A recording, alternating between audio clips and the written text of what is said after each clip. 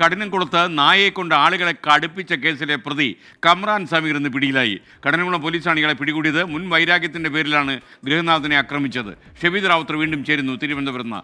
ഷെബീദ്, യഥാർത്ഥത്തിൽ കേരളത്തിൽ കേട്ടുകേഴ്വിയില്ലാത്തൊരു ശിക്ഷാവിധിയാണ് ഇയാൾ നടപ്പിലാക്കാൻ ശ്രമിച്ചത്. എന്തായാലും അകത്തായി അല്ലേ?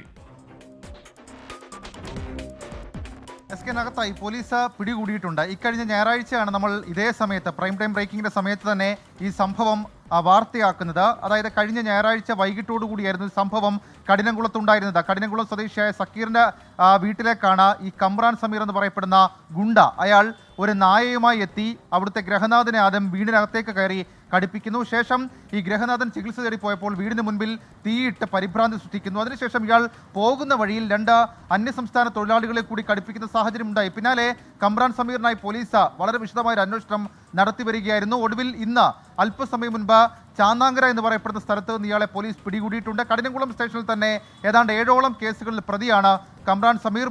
മുമ്പും ഈ ഗുണ്ടാ പ്രവർത്തനങ്ങളിലടക്കം പങ്കാളികളാവുകയും പോലീസിന് നിത്യ തലവേദനയുമാവുന്നതിന് പിന്നാലെയാണ് ഇയാളെ സ്റ്റേഷനിലെ റൗഡി ലിസ്റ്റിൽ ഉൾപ്പെടുത്തിയത്. ഏതായാലും ഈ സംഭവത്തിൽ ഇപ്പോൾ കമ്രാൻ സമീറിനെ പോലീസ് പിടികൂടിയിട്ടുണ്ട്. അറസ്റ്റ് അടക്കമുള്ള തുടർ നടപടികൾ വേഗത്തിലാക്കുമെന്ന് കഠിനംകുളം പോലീസ് അറിയിച്ചിട്ടുമുണ്ട്.